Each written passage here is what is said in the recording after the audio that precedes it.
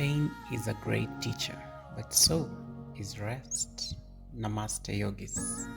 Day number 33 is all about radiant rest. Our birthright is to be able to rest and thrive in that resting. Tracy Stanley. Namaste Yogis. It's Goga, kinda like yoga. 2 years in the game, 78 postures later, it is clear hip openers are the big boys or girls in yoga. From sitting ones, lunges, squats, goddesses, hamstring stretchers, including the inversions. With this foundation, I'm convinced that we are ready to take a 90-day journey towards the mother of them all. They call it hanumanasana, monkey, or as most of you know it, the splits. Enjoy the ride. Let's begin in child's pose. So big toes touch, knees as wide as your mat. Melting your body into the floor. And just start inviting yourself into the mat by taking a deep breath in through the nose. Exhale. You can create spider fingers here just to crawl your hands a little bit more. And then you want to drop your elbows down. Child's pose. Just use this moment to reset, taking a few breaths. And then on the next inhale, walk your hands behind you, pointing your toes forward, puff up your chest, lift the hips towards the sky, and then drop your head back. Baby camel pose. Pause here for a bit, taking a few breaths. Inhale, exhale. Breathing in and breathing out. Exhale, bring your bum down and then walk back into child's pose. Relaxing the spine for just a moment. Inhale and exhale. So the goal of yin yoga is just to find relaxation, just to be able to see what that feels like. We're going to hold postures for like a while. So walk your hands back and find your way, sitting on your heels, coming into hero's pose. And then pat your bum on the heels, sitting upright. Exhale it out.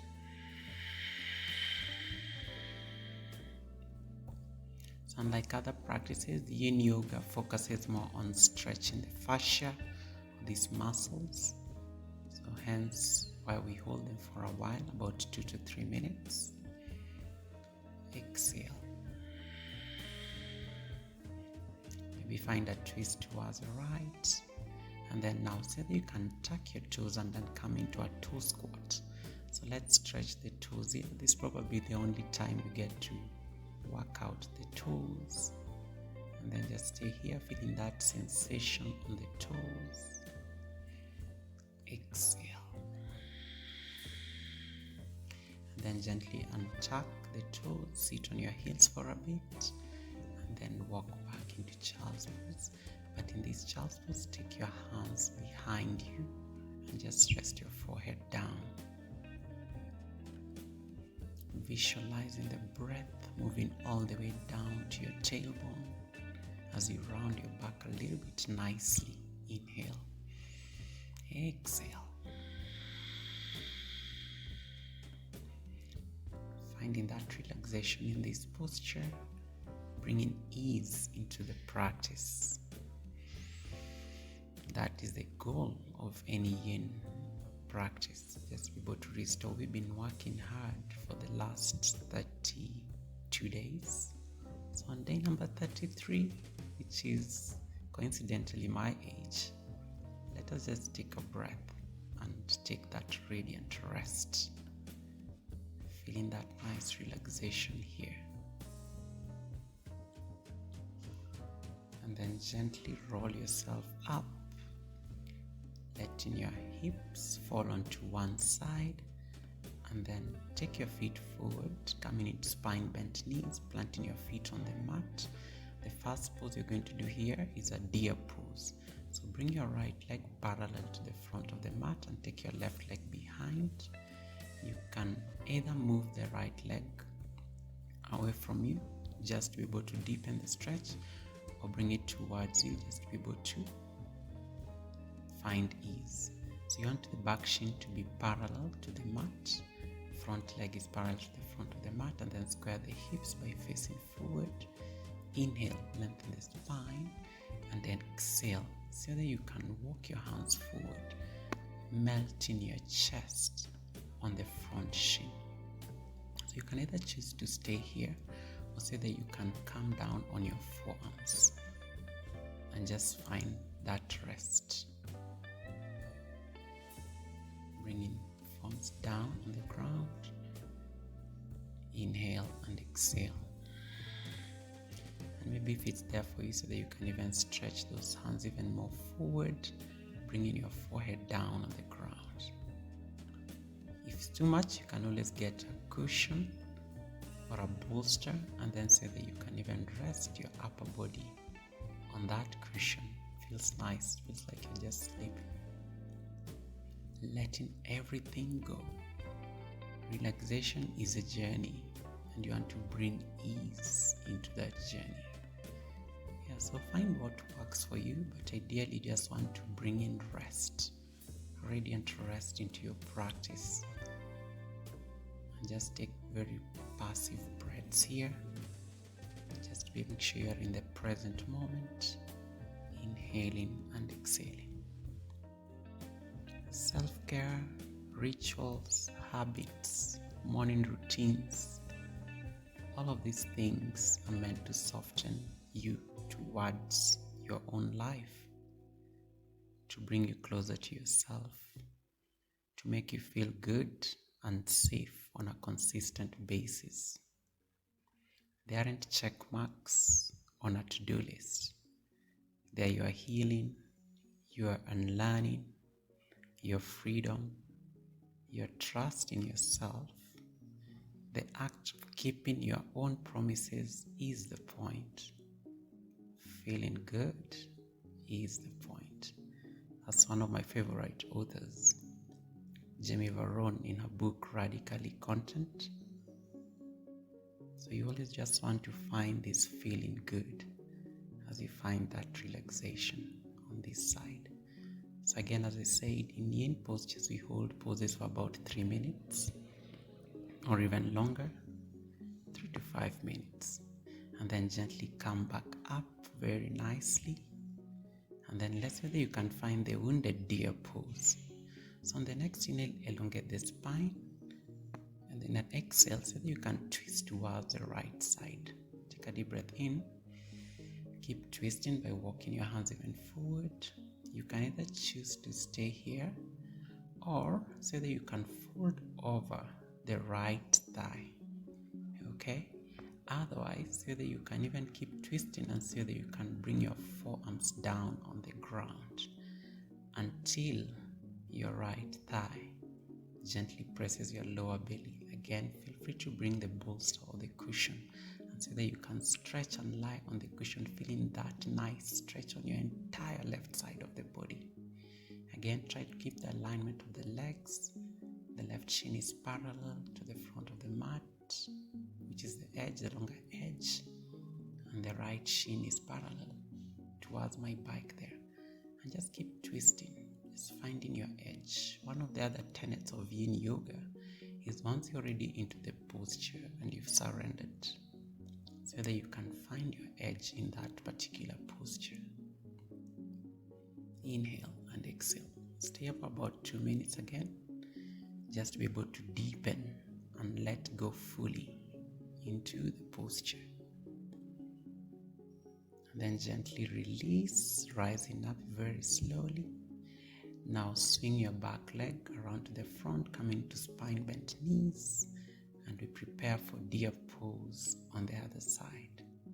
So now left leg is in front, take your right leg behind, bringing your left shin parallel to the front of the mat, and then the back leg, so that you can bring it parallel to the edge of the mat, that shin, trying to be as straight as possible. Square the hips by making sure that your upper body is facing forward. Inhale, elongating the spine. And then with an exhale, so that you can start walking your hands forward. Again, you can either come down onto your forearms or just melt all the way down. Staying here, taking a few deep breaths. Inhale, exhale. Relax the shoulders by softening them down towards the mat. Exhale. Releasing the head and the neck.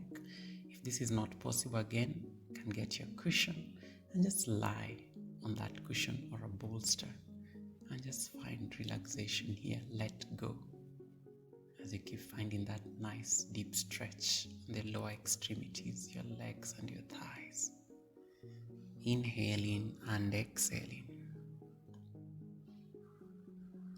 And as you exhale here, you want to just melt into the posture, just as we did on the right side.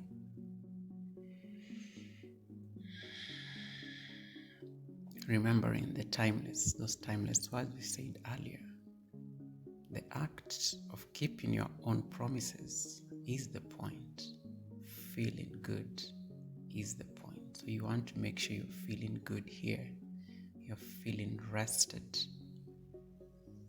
You're bringing ease into the practice.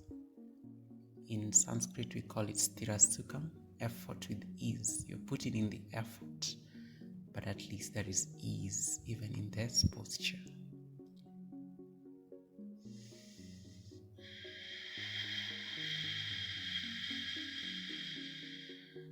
The power of breath, prana, feeling the life force that is flowing through you as you take this radiant rest.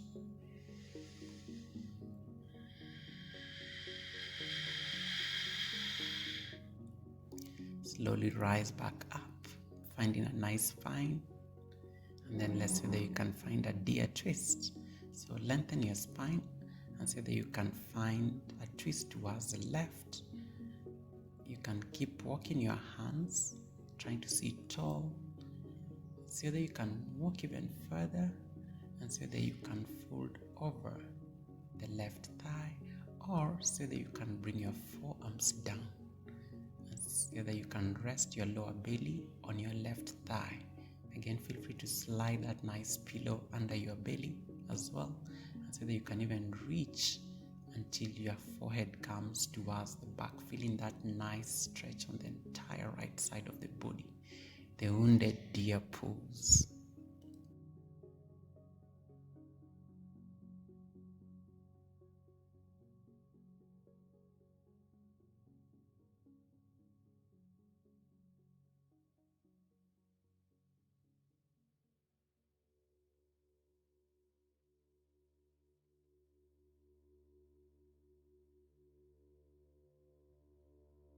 Gently come up, elongating your spine, and so that you can find your staff bent knees. Catch your breath for a bit here. And then so that you can bring the soles of your feet together, and then let your knees fall wide towards the sides. Grab the tops of your feet. Inhale, exhale.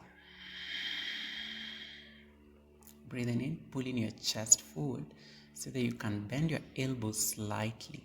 Inhale, elongate your spine. Exhale so that you can bow even forward, falling down over your legs, pulling your legs and your feet towards your face, and then let the gravity pull you deeper into this stretch, feeling that nice stretch on your inner thighs.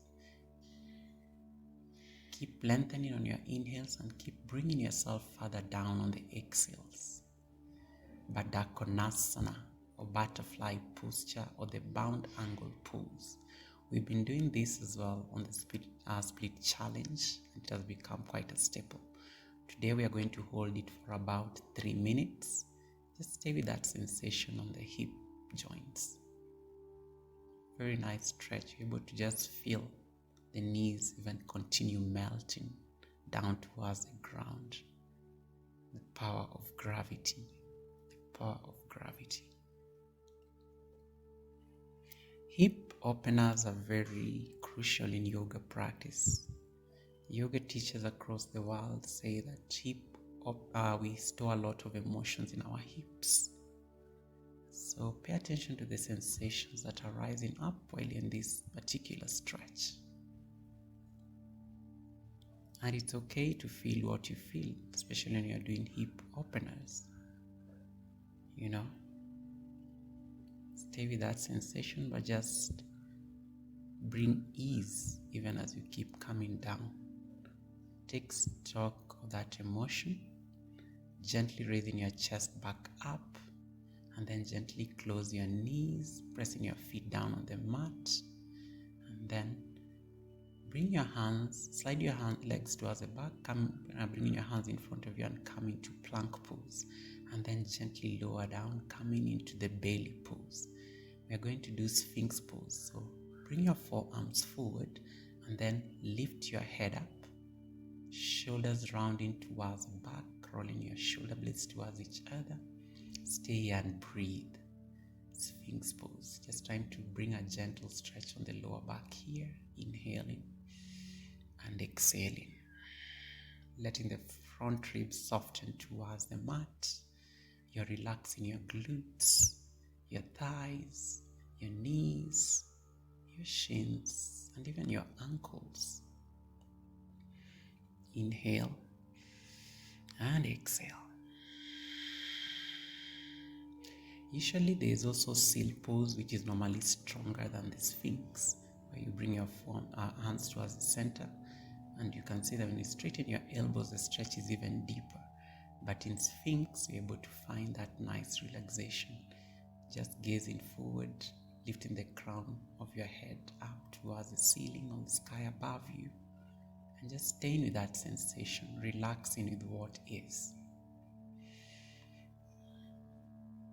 And then gently lower all the way down to the ground, bringing your favorite cheek on the mat. You can either use the right or the left, or you can just bring your chin or forehead down on your hands. And then shift your weight, come onto tabletop position. You can either get a folded blanket now or some 2 cushions. We are going to do Mandukasana, or the frog pose. So I'm taking these blankets across the mat. Then bring your knees on this blanket and then take your knees as wide as possible. And then so that you can turn your feet outwards into Charlie Chaplin feet. And then so that you can shift your weight slightly towards the back. You can either bring your forearms down or keep your palms down on the ground. And then keep letting your knees slide towards the side. And then so that you can shift your hips to be slightly above your knees. And then so that you can melt your heart towards the mat. Mandukasana, frog pose.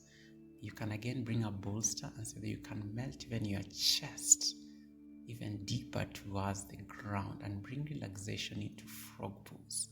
Keeping that nice thrust of the bum towards the back. Stay with that sensation on your hips. And as I was saying earlier, sometimes hip openers generate a lot of emotions, almost like grief, A lot of things come up when you're in intense hip opening positions.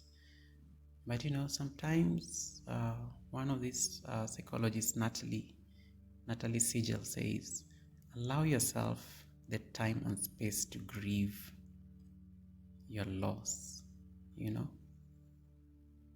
And this loss can be of people, things, and the people can even be still alive. That is still grief. That is still grief. Even allowing yourself grieve the loss of those people who are still alive. So that's the sensation you want to just pay attention to, this intense hip stretch. And so they can even slide your knees even further if it feels good, and let gravity keep pushing you even lower down. The more you stay in yin yoga poses, the deeper the stretch. That is now finding your edge in the posture. And then remember, bring rest and ease as as much as you're finding this deep, intense stretch. Frog pose. And then gently glide your belly down onto the ground, bringing your belly down on the ground. And then so that you can bring your hands by the side of your body and maybe swing your hips from side to side, just to ease that tension left after such an intense hip opener that is Mandukasana. And then gently bring your hands next to your chest and then come back into child's pose. And then exhale, melt into the ground, sinking your bum towards your heels. Exhale. And then gently, so that you can shift your weight forward, find your way lying on your back. So come all the way into your back. You can bring the tops of your feet on the mat and then slide forward. And then once you're down on your back, so you can take your legs up 90 degrees into waterfall pose. And then so that you can shift those legs towards the back, supporting your lower back, and come into plow pose. And then you want to drop your feet down on the ground. You will feel a very nice deep stretch on the back. And then stay here. If none of this is working, feel free to take waterfall pose or recline butterfly, where you bring the soles of your feet to touch and you just stay here. Otherwise, stay with your feet 90 degrees, pointing your toes towards your face. I'm just going to shift back into plow pose. Protect your neck. Make sure you're not looking from side to side. So just anchor your gaze on your thighs, on your knees. The beauty with plow pose is once the weight of your legs shifts above your head, you're able even to relax your hands down on the mat. And just start sending breaths here. Inhale. Exhale. Seeing the world upside down is also part of our radiant rest. It gives you a different perspective, Then gently start hugging your knees in, support your lower back, and then in a nice controlled manner, so that you can bring your upper body down on the ground, relax the tops of your head. And then so that you can draw both knees wider than your rib cage, then grab the sides of your feet, pulling your knees down towards the armpit. Happy baby pose. Stay here for a while. You can gently rock yourself from side to side. Be a happy baby, not a dead bug, Yeah, just find that nice massage onto the spine. Try to keep your tailbone down. If it's too much, you can always slide a blanket or a cushion just under your bum. Inhaling and exhaling. And again, still sticking with the spirit of hip openers. Hip openers are intense. They take you to a place where you start asking yourself, why am I even doing this? Why am I subjecting myself to this kind of thing? And that is a practice, generally. Finding our radiant rest will demand that we find our edge. And just stay here, anchoring and sending those nice breaths to your hip flexors.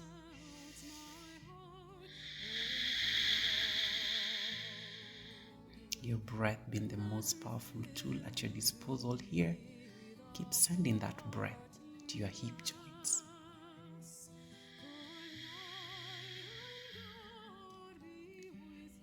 Inhale. Exhale.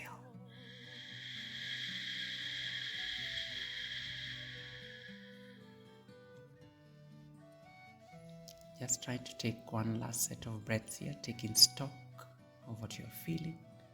And then draw both knees towards your chest, squeeze yourself tight so that your forehead can meet your knees, closing that circuit. One last inhale. Exhale. Gently bring your head down, stretch your legs forward, setting up for Shavasana. Palms facing up, feet falling towards the sides, and just take rest.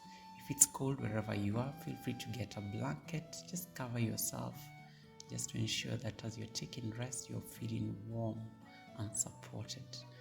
And then let your upper body just melt nicely into the ground underneath you. The earth is always there to remind us that you're supported. And as I end this practice, I'll just close by one affirmation. In a world, in a society, in your family that tells you that you're too much, you're not enough, to be a certain way but not like that you should do this, look like that, be like this, being who you are authentically and unapologetically is the bravest act of rebellion. Being who you are authentically and unapologetically is the bravest act of rebellion. Natalie Season. Deepen your breath to reawaken the body. Exhale. Then gently start to wiggle your toes, wiggle your fingers. Then draw both knees towards your chest, hug yourself tight, drop and lie on your right side. And stay here for a moment using your right elbow as a pillow. Taking one last stock of the practice. Push with your left hand, come into a comfortable sitting position, cross-legged. We seal our practice with 3 deep breaths. Hands to your heart center. Inhale. Exhale.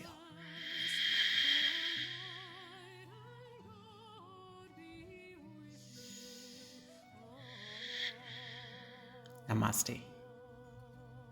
Bye, guys.